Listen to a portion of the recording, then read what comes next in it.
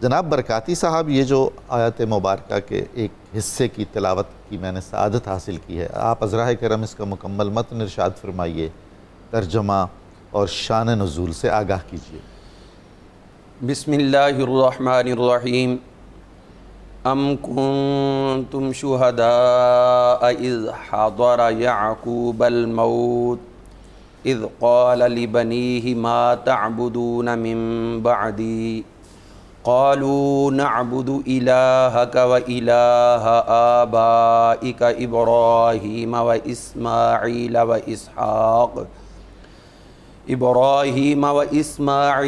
اسحاق الہا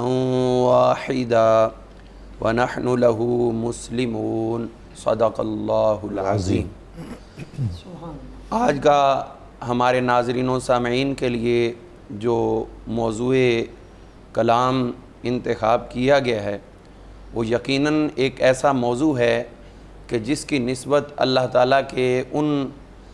معصوم انبیاء کرام علیہ السلام کی طرف ہے کہ جن انبیاء کرام علیہ السلام نے پوری زندگی اس مقصد کو پورا کرنے کے لیے جو مقصد خود رب نے متعین کر کے انہیں مبعوث کیا تھا، اس مقصد کو پورا کرنے کے لیے ہر قسم کی محنت کی، ہر قسم کی کاوش کی، اور جب وہ جا رہے تھے تو اتنا قیمتی سامان یا ایک اتنی قیمتی وراثت دے کر جا رہے تھے کہ جو وراثت عقیدے پر منتج ہے کہ جس کے بغیر انسان کی دنیاوی وراثت کا ذرہ بھر بھی فائدہ نہیں ہے۔ اور وہ وراثت کیا تھی؟ 1,24,000 انبیاء کرام علیہ السلام کا وہ مخصوص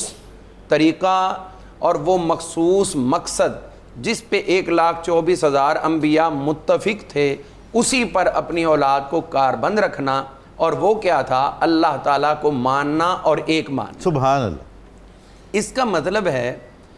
کہ عقیدہ توحید اس قدر اہم ترین ہے کہ انبیاء کرام علیہ السلام اپنی اولاد کو جمع کر کے اس کی وصیتیں فرما رہے ہیں کہ یہ معمولی نہ سمجھنا۔ یہاں قرآن مجید میں اگر ہم دیکھتے ہیں تو ہمیں یہ پتہ چلتا ہے کہ وہ اولاد کو عقیدہ توحید کی دعوت دے رہے ہیں۔ یہاں ہمیں یہ نظر نہیں آ رہا کہ انہوں نے کہا ہو کہ میری اتنی جائیداد ہے وہ آپس میں اس طرح تقسیم کرنا۔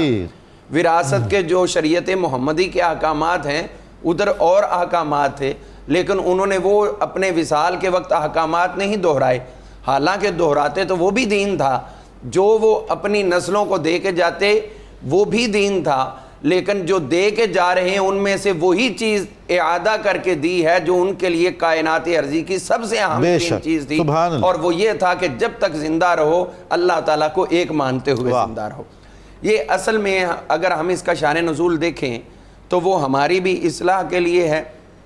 مدینہ منورہ میں یہود موجود تھے،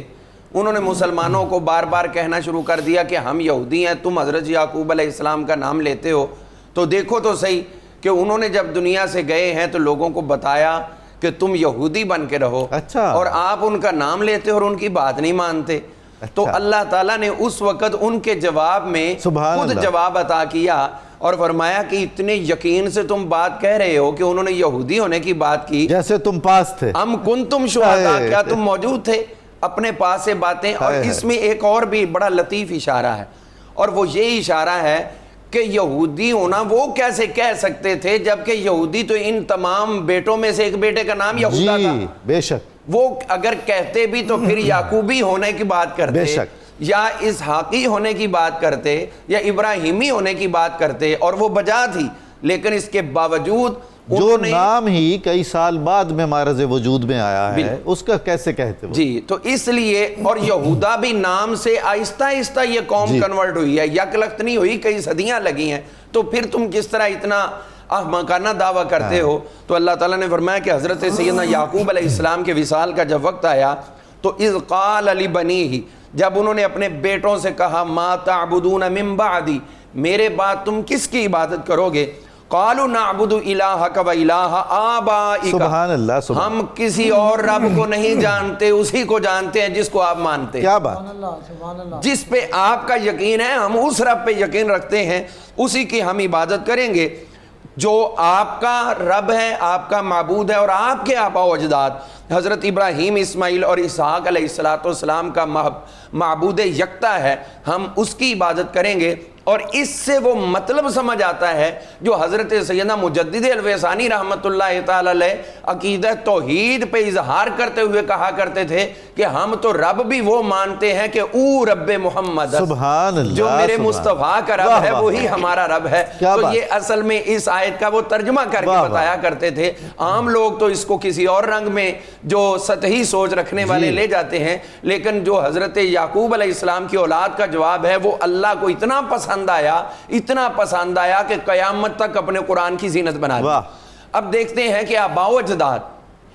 اگر خدا نخواستہ وہ ہدایت پر نہیں ہیں تو ان سے تعلق توڑ دو، اور اگر ہدایت پر ہیں تو پھر اپنے تعلق کو ان سے مضبوط کرو کہ جیسے تم سے پہلے وہ راہ متعین کر گئے تو اسی راہ کو صراط مستقیم کہا جاتا ہے، اور اسی کے لیے ہم ہر روز بار بار دعا کرتے ہیں اہدنا الصراط المستقیم صراط الذین انعمت علیہم۔ تو یہ صراط مستقیم وہ ہے جو انعام یافتگان کا رستہ ہے۔ اور اس میں ایک اور چیز بھی بڑی لطیف ہمیں سمجھ آتی ہے، جو نبی کریم علیہ السلام نے بنی حوازن کی جنگ کے موقع پر اعلان کیا تھا، انا النبی لا کذب انا ابن عبد المطلب، کہ میں اللہ کا نبی ہوں، کوئی جھوٹ نہیں ہے، اور میں عبد المطلب کا بیٹا ہوں۔ اس کا مطلب ہے کہ اگر آپ کے آباء و اجداد صالحین ہیں تو ان کی نیکیوں کی بنا پر تم فخر کر سکتے ہو کہ خوشبخت ہو کہ اللہ نے تمہیں ان کی اولاد میں سے بنا کر بھیجا۔ اور نبی کریم علیہ السلام کا یہ اعلان کرنا، اور